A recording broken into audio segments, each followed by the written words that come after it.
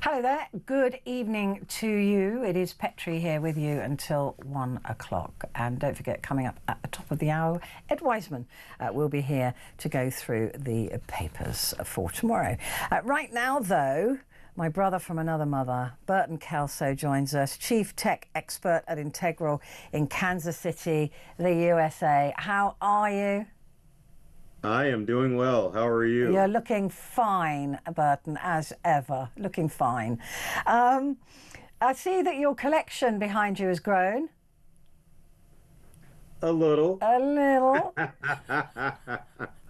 A geek and his Yeah. toys will never be parted. It's as simple as that. Let's talk about artists' silent album that was released. I don't know if you saw today, Burton, but all of our newspapers had an external wrap on them that said it's not fair, using the A and the I of fair to highlight AI stealing copyright. So it was quite dramatic today. It is, and I can understand all the artists when it comes to artificial intelligence and the fact that that technology can take their likeness and their voice, and people can use it to capitalize. And here in the U.S., we've seen many examples of that. So I can understand why you are seeing that in the U.K. because how do you protect artists' intellectual property? I just don't know if it's possible. I mean, in my spare time, Burton, I'm a bit of a painter. You know, it is quite concerning that people can just take an image that you've created and basically steal it. Right. And I think what needs to happen as far as the digital world that we're currently living in with AI is that there needs to be implementation of technology that's able to spot AI versus a live person. It's becoming harder and harder. And I think a lot of websites are starting to integrate that so that if you see a celebrity or a musical artist or even a piece of artwork on the internet, then you'll know that it's either fake or if it's the real deal. And I think that's the only thing we can do at this point. But obviously, AI needs to evolve to a point where artists are protected more and more. And I know there are chatbots out there that if you try to do a likeness of a celebrity or a known piece of work, then it just doesn't occur. Oh, that's good. That's good. But they've released a silent album. My understanding is that it's got the noises, let's say the background noises of a theatre, for example, but with none of the performances on it to show what it would be like if art was erased by AI. Right. And I think as far as, well, let's take James Earl Jones, for example. Before his untimely passing, he gave the rights to Lucasfilm or Star Wars or Disney to utilize his voice as Darth Vader in future movies or whatever. But that needs to really been taken into consideration because there are artists that want to see that legacy go further. But then the artists that don't want that to occur, obviously they need to be protected so that people can't capitalize off of their likeness or their voice. Yeah. Because, I mean, I don't know if you've seen the one with Tom Hanks where he's giving the endorsement for some drug because he's a type 2 diabetic. I mean, it's just, it's insane. It really is. But I tell you, one bit of AI that I really appreciate, in fact, I'm hoping it's not AI, is the image of Donald Trump sucking Elon Musk's toes that was broadcast all over federal buildings. Yeah, now that's a piece of AI artwork Oh, damn I don't it. have a problem with. I don't have a problem with that. No. I mean, unless it is real. I mean, come on. It would be nice if it were real, but Yeah. darn it, it's almost a double-edged sword with AI and artistic ability. But artists and public figures do need to be protected. Yeah. That's for sure. So I'm glad to see this effort in the UK of these artists that have the silent album out because it really makes a statement, I think, as far as making sure that we are protecting artists' rights. It almost reminds me of 25 years ago with Napster. You remember those Yeah, days?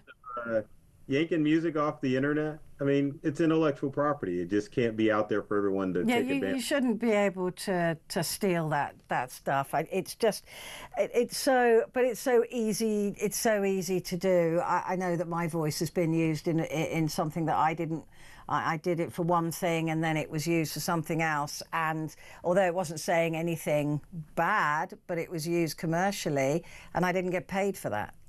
So I got paid Right. the lower fee for for a job for the company, and then they used it for broadcast, and that I didn't get paid for, and they just went, "It's too late. We're not paying you." So They still should. Are they still using your voice or? it was a few years ago. I don't think so. I don't really watch commercial television, but they're not going to pay. It's too late. And anyway, they can probably fake it now, can't they? So it's just like Right. there's no point arguing with them anymore. Life's too short. Elon Musk, quite a contentious figure, one might suggest. Oh yeah. Yeah. He's trying to revitalize 1939 again, isn't he? Yeah, I saw there's been adverts been placed around London. I don't know if you've seen these, but that says Tesla naught Yes. to 1939. Yes. We've seen him in the US. In Yeah. fact, I texted my boys that message this afternoon. So Yeah. yeah, Yeah. yeah. Yeah, so quite a contentious figure, but he's concerned, I would imagine, because he thought Starlink was going to be the biggest thing in the world, but China are really going for it, and they look like they're going to be the biggest thing in the world in terms of satellite technology and satellite size. Oh my gosh, not even just China with their space sale, but also Amazon.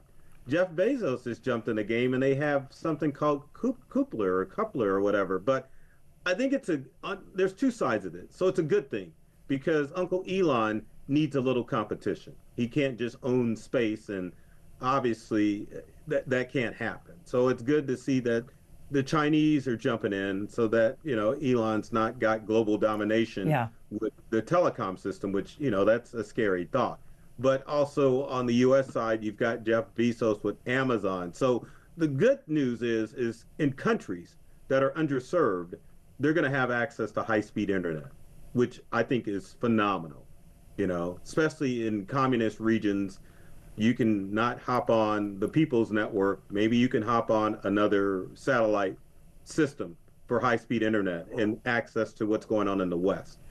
On the bad side, now we're going to have to contend with more space garbage and people racing to the lowest bidder as far as internet service is concerned. So, I mean, it's just going to cause a mess, and we've got enough space junk as it is anyway. Do we Yeah, really that is going to be a major problem in a few years' time.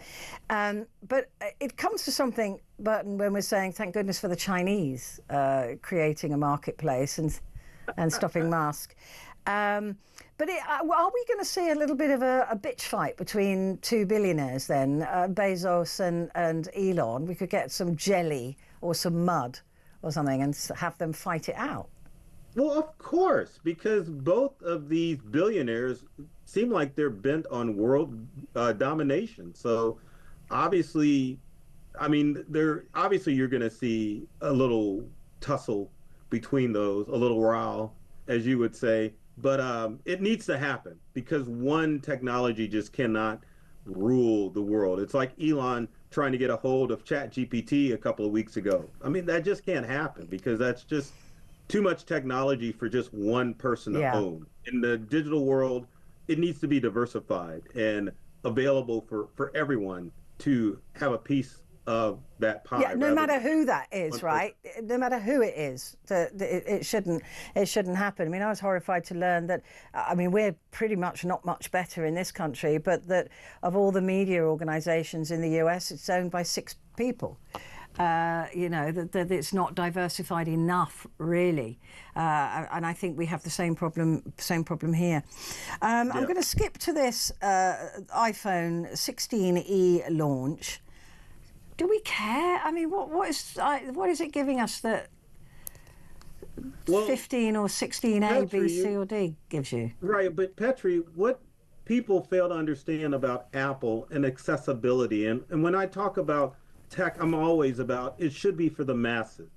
So I think it's good that Apple is releasing this 16E. I mean, the only differences between the current 16 and the 16E is the fact that it doesn't have a robust camera, and maybe the microphone is not that great, but people, the masses need to have access to the technology because the internet and everything that's there is, in my opinion, the great equator. Yeah, So yeah. you really should, How I much mean, cheaper is it? that's a good question. I think you're talking about a phone that's probably under $1,000 as opposed to a current iPhone, which is what, 1,500 to 2,000, depending. That's a big jump. Yeah, It really, still expensive, but yeah, it's a big drop. right. And it's almost like between a Windows computer and an Apple computer. Apple computers, as we all know, are expensive. Yeah. Whereas you can get a decent Windows computer that does pretty much the same thing. So I'm happy to see this. As far as as far as what it offers, not much. It just offers more accessibility for the less, oh, what am I trying to say? Economically challenged people that need to have access to a smartphone. Yeah, no, that's all to the good, and the second-hand market will be even cheaper, which is where I buy mine. So Good for you. You should. no, I don't. I never buy a new phone. I always go second-hand. That's why I'm only on a 14 currently. I'm on a 13. Yeah, So there we're you go. You twinsies. see, I've only just upgraded, and I only upgraded because my son's phone broke, and he gets Right. my old phone, so I had to upgrade. And then give him my phone, which is a 13. So that's what we do. Still paying my 27-year-old's phone bill, obviously. Yeah, but I think more people need to talk about the fact of using older electronics and not being on the bandwagon of jumping out for the latest and greatest. Yeah, So that's again, me. That's me, Burton. I'm never going to do that. I'm a late adopter anyway. Burton, Kelso, it's always a joy to see your wonderful face. Thank you very much indeed for joining me. Quick break and then back to talk movies.